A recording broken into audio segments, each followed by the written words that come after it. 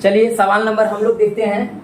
Exercise 9B का question number 9वां बोल रहा है कि 1.2 मीटर लंबी एक लड़की भूमि से 88.2 मीटर की ऊंचाई पर एक क्षैतिज रेखा में हवा में उड़ रहे गुब्बारे को देखती है।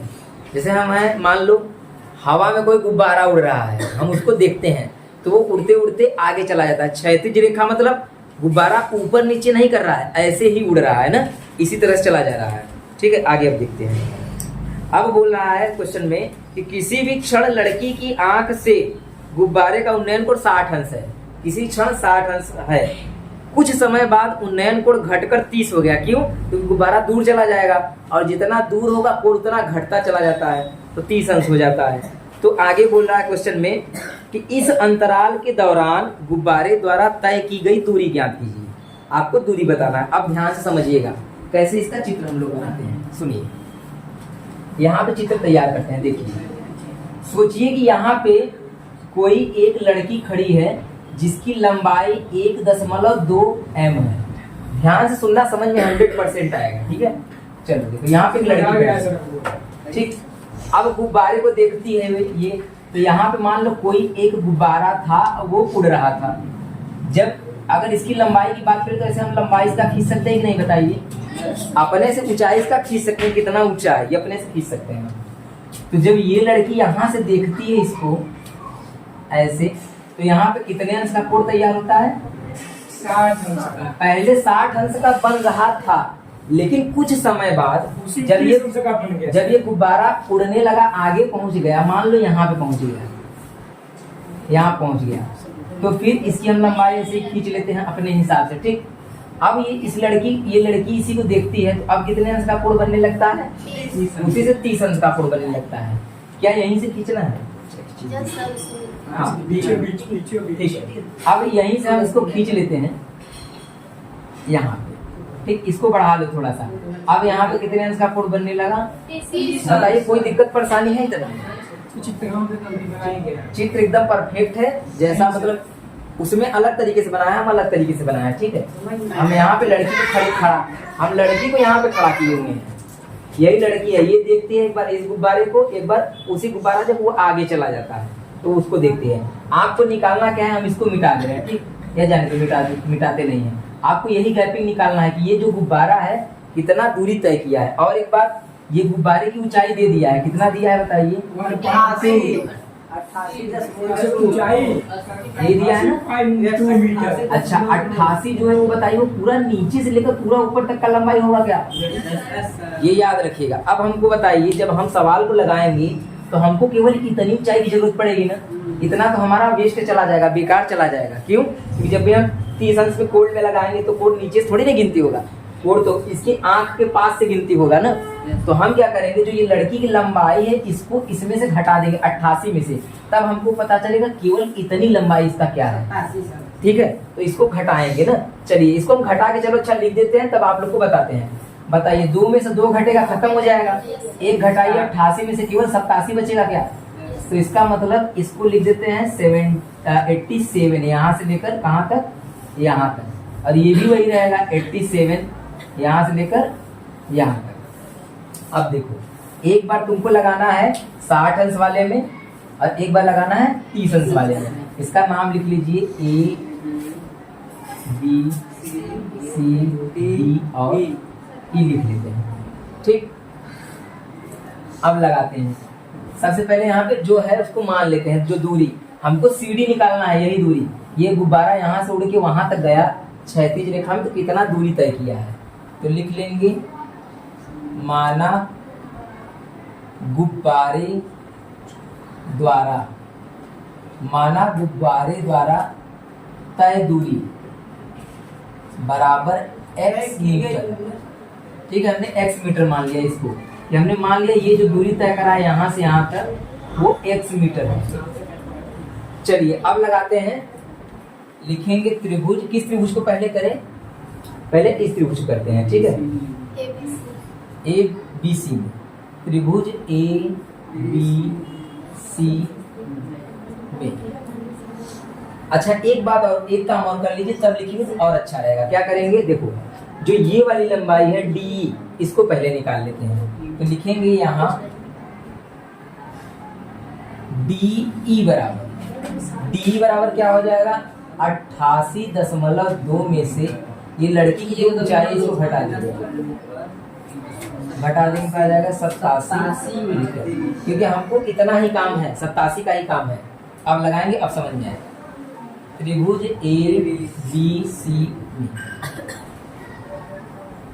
ABC में tan कितना लगाना है, tan 60 अंश, पहले tan 60 अंश है ना, नजदीक में 60 अंश बराबर आपको लंब और आधार, तो बताइए 60 अंश का लंब AC होगा क्या, AC, आधार इसका क्या होगा BC, 60 अंश का मान रखिए करनी में बराबर AC का मान कितना है 87, BC का मान BC रख देंगे क्योंकि BC पता नहीं है, इसका यहाँ गुणा कर देंगे तो ये हो जाएगा करनी में 3 BC बराबर 87। बताइए 3 नीचे चला जाएगा तो BC बराबर हो जाएगा 87 बटे करनी में 3। अगर इसको परिमेयीकरण करते हैं तो देखिए कुछ फायदा हो रहा है क्या, 3 से कट सकता है क्या, 87 कट जाएगा, 8 से 15 होता है ना, तो परिमेयीकरण कर देंगे तो अच्छा ही रहेगा क्योंकि कट रहा है ना हमारा मान। तो अगर हम इसका परिमेयीकरण कर देते हैं 3 से तो यहाँ पे आ जाएगा 87 करनी में 3 और बटे 3 का 3 में बराबर 3, या अब इसको काट भी सकते हैं तो काटने से थोड़ा छोटा हो जा रहा है, 3 दूनी 6, 2 इसको दे दो 9, 9 बार में कटेगा 3 9 27 ना। ये आपका आ गया समीकरण नंबर 1। ये मान साफ साफ निकल गया इसलिए हमने परिमेयीकरण कर दिया, नहीं तो नहीं भी करते तब भी आंसर आएगा। अब लिखेंगे त्रिभुज किसमें, EDB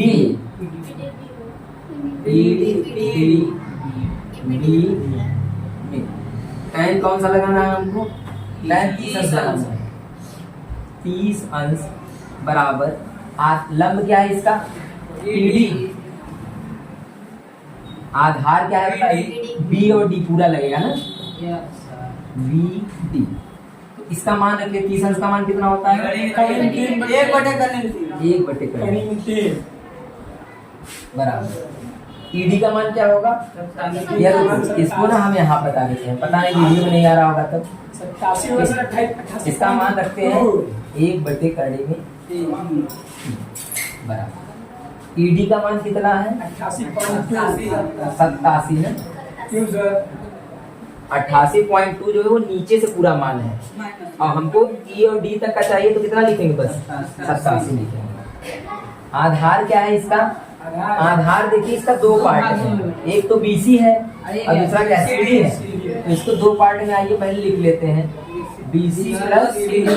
अरे CD का डायरेक्ट हम मान यह रख देंगे, कोई दिक्कत नहीं है, 1 बटे करनी में 3 बराबर।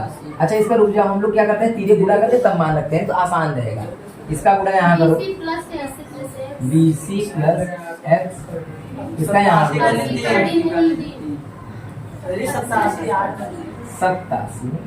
करनी। अब यहाँ पे आप क्या करिए BC का मान रखेंगे, यहाँ निकाले है ना 29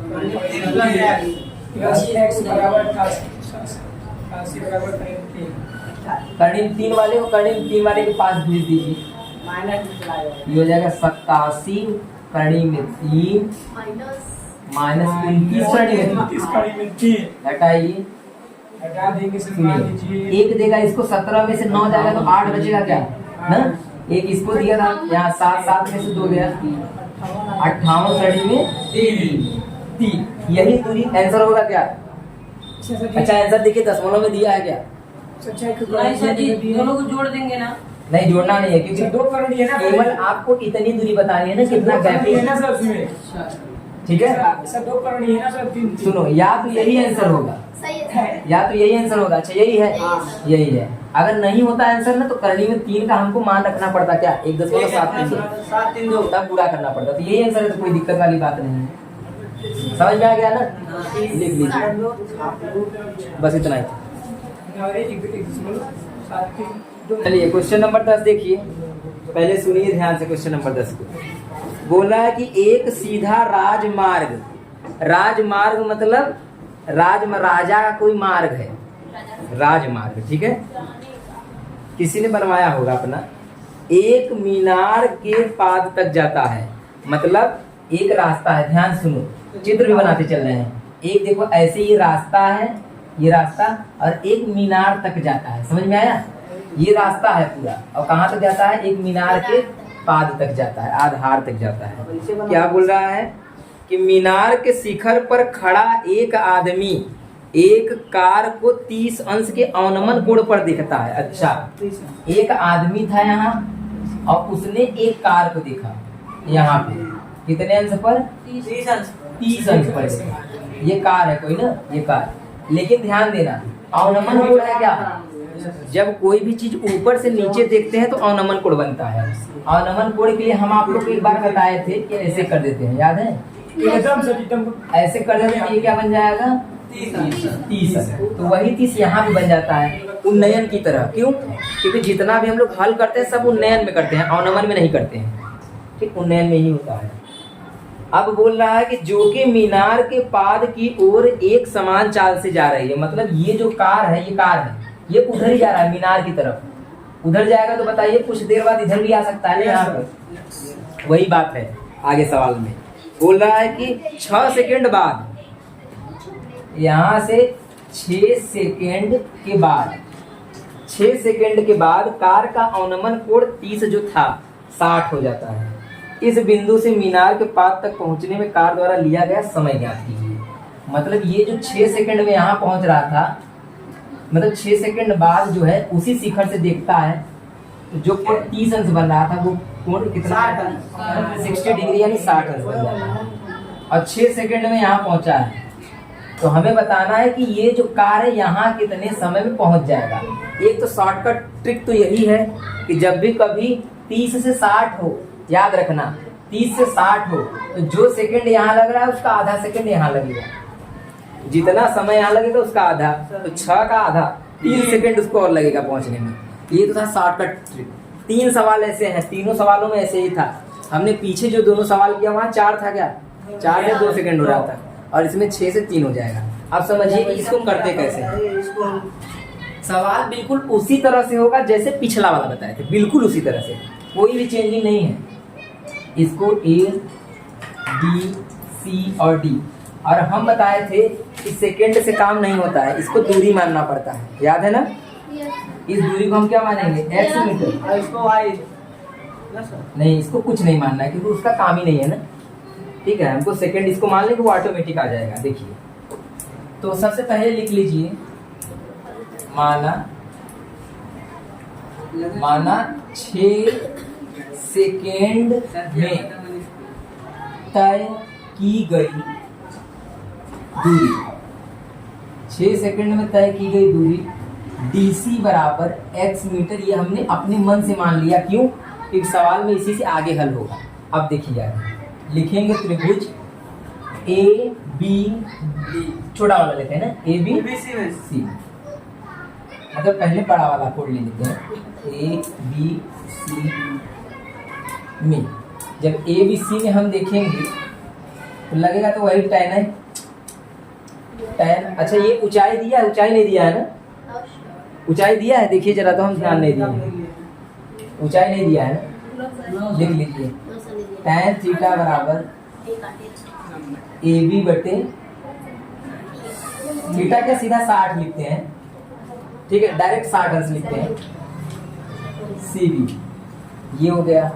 अब 60 अंश का मान रख दो, करनी में 3 बराबर AB का मान तो AB रहेगा और CB का मान CB रहेगा। इसका गुणा यहाँ कर दीजिए, जब इसका गुणा यहाँ कर देंगे तो ये बन जाएगा, सरणी में 3 डायरेक्ट कर रहे हैं क्या? CB बराबर AB, ठीक, इसका गुणा यहाँ हो गया, ये आ गया। इसको नीचे भी सकते हैं क्या? CB बराबर निकाल लीजिए, ये हो जाएगा या रहने दीजिए, कोई दिक्कत नहीं, AB बराबर रहने दो, AB बराबर सीधा सीधा पहले कर दीजिए, करने में 3 CB, C ये हो गया समीकरण नंबर 1। वैसे भी आता ऐसे भी आता, कोई दिक्कत नहीं है, परेशान मत होना, सबसे आएगा।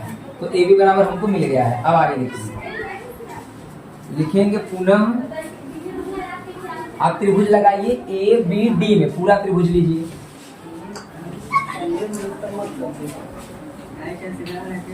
ए बी डी में tan 30 अंश लगाइए। लंब बटे आधार, लंब क्या होगा ए बी, आधार क्या होगा डी से लेकर बी तक। अच्छा डी से बी तक होगा, चलिए डी बी लिख लेते हैं। 30 अंश का मान रखिए बराबर ए बी का मान, ए बी ही रहेगा ना। अच्छा ए बी का मान देखो हम लोगों ने यहाँ निकाला है ना, चलो उसको रख देंगे। अच्छा तीजे पूरा करने के बाद एक स्टेप और कर लेते हैं। डी बी का मान क्या होगा x plus c b, x plus क्यों, डी बी पूरा है तो ये आधा ना, इतना लीजिए। इसका गुणा इधर कर दो, इसका गुणा इधर कर दो। जब इसका गुणा यहाँ करेंगे, इसका गुणा करेंगे करनी में 3 ए बी। ए बी का मान आप रख सकते हैं यहाँ पर, रख दीजिए।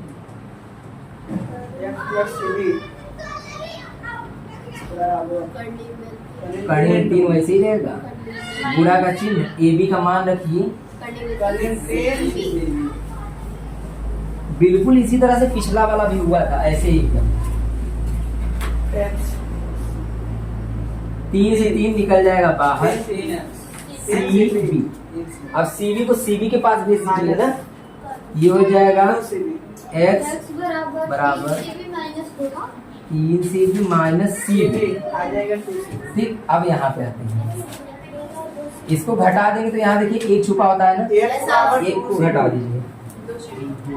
x बराबर 2 सी बी, ये 2 बटे में चला जाएगा, ये हो जाएगा x बटे 2 सी बी। सीधा करके लिख दीजिए सी बी बराबर x बटे 2। इससे हमको क्या मिला ना, देखो कोई मान तुमको तो नहीं मिला, लेकिन एक अनुमान ये पता चला कि जितना दूरी ये है, अगर ये 100 किलोमीटर होगा तो ये कितना होगा, क्यों, क्योंकि x बटे 2 आ रहा है ना। समझ में आ गया। इसका मतलब कि x किलोमीटर चलने में अगर उसको 6 मिनट लग रहा है, तो इसी का आधा दूरी तय करने में 3 मतलब 6 सेकेंड है, सॉरी 6 सेकेंड लग रहा है, तो 3 सेकेंड लगेगा ना, ऐसे ही पता चल गया। तो लिखेंगे यहाँ पे चूंकि, एक पॉइंट बताएंगे, चूंकि x मीटर तय करने में लगा समय, x मीटर तय करने में लगा समय कितना लग रहा है, 6 सेकेंड उसको लग रहा है, x मीटर तय कर रहा है। लिखेंगे तो इसी का जो आधा दूरी है x बटे 2 माने x का आधा, आधी दूरी को तय करने में लगा समय कितना लगेगा, 3 सेकेंड। यही हो जाएगा आंसर। 6 बटे 2 भी लिख सकते थे हम ना। समझ में आ गया बात, लिख लीजिए।